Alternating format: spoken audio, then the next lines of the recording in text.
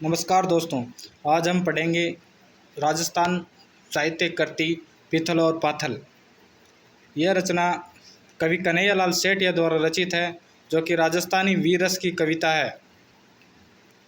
सेठिया जी का जन्म राजस्थान के चूरू जिले के सुजानगढ़ शहर में हुआ था।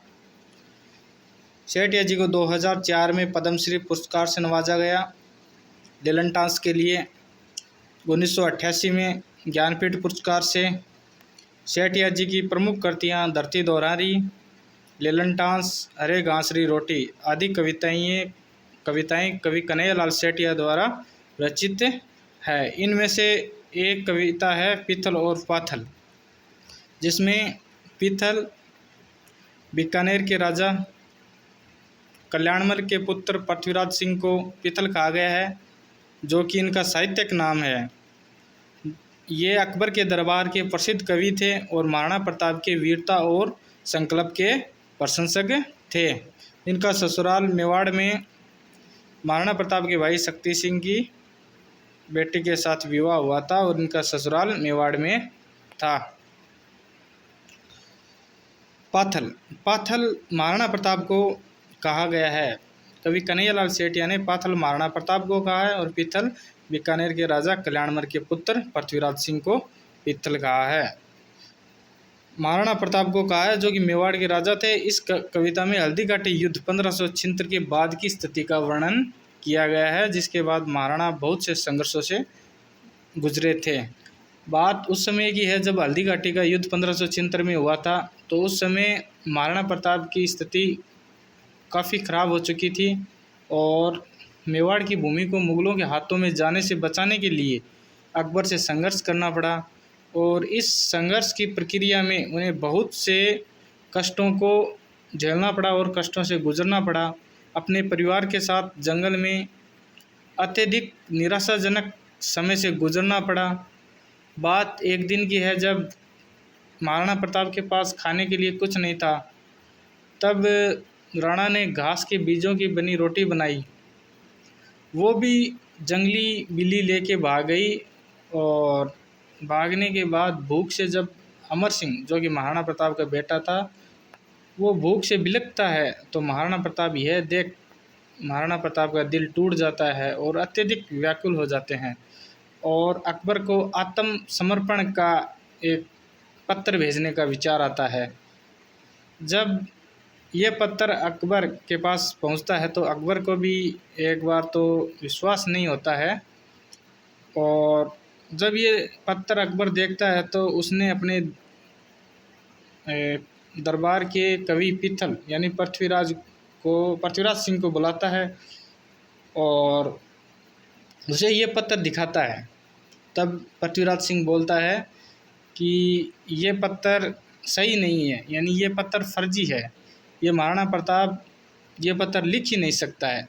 तब अकबर बोलता है, अकबर कहता है कि मैं बांध लियो है पिथल, सुन पिंजरे में जंगली शेर पकड़। यानी अकबर कहता है कि मैंने आज उस जंगली शेर को पकड़कर पिंजरे में बंद कर दिया है।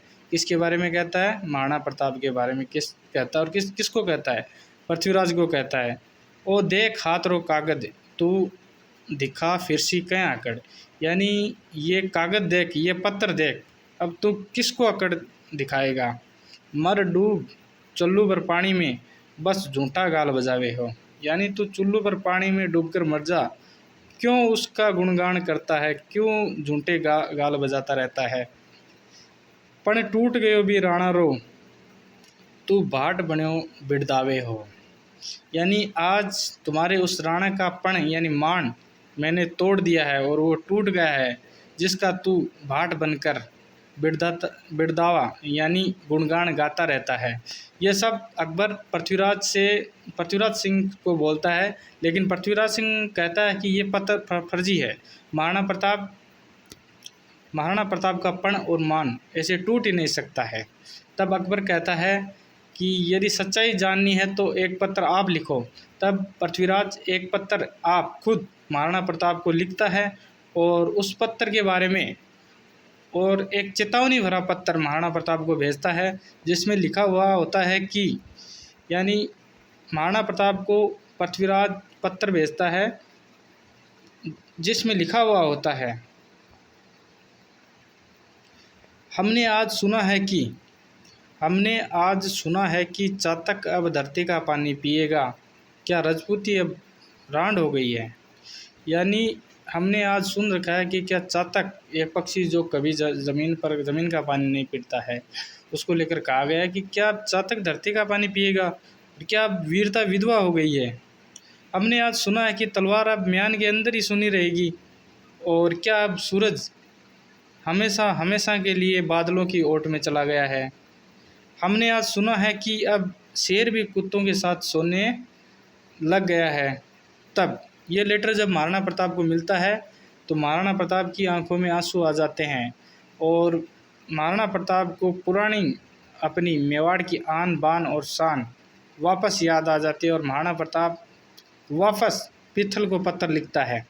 और उस पत्र में महाराणा प्रताप कहता है, पीथल को क्या कहता है, पीथल को लिखता है कि पीथल के खिमता बादलरी जो रोके सूर उगाड़ी ने।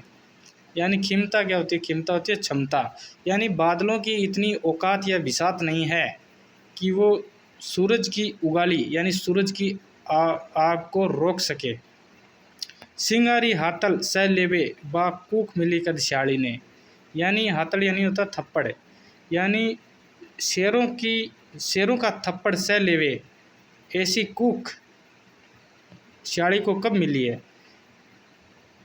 आ हाथा में तलवार थका कुंड रांड कवे रजपूती ने। यानी जब तक इन हाथों में तलवार है, कौन वीरता को विधवा कह सकता है। म्याना रे बदले बैरा री छात्या में रेवेले सूती। यानी तलवार म्याना के अंदर के बदले, यानी तलवार म्यान के अंदर के बदले बैरा री छात्या में रेवेली सूगी, यानी दुश्मन की छाती में सोएगी, ना कि म्यान में। इस प्रकार अकबर का यह प्रयास भी महाराणा प्रताप को आत्मसमर्पण करवाने का भी असफल होता है। और महाराणा प्रताप ही एकमात्र ऐसे राजा थे जिसने अकबर की अधीनता स्वीकार नहीं की, और अकबर की जीवन भर ये आत्मग्लानि रही कि मैं मेवाड़ को नहीं जीत पाया या मैं मेवाड़ को अपने अधीन नहीं कर पाया। नमन है ऐसे वीर सपूत महाराणा प्रताप को। जय हिंद, जय भारत।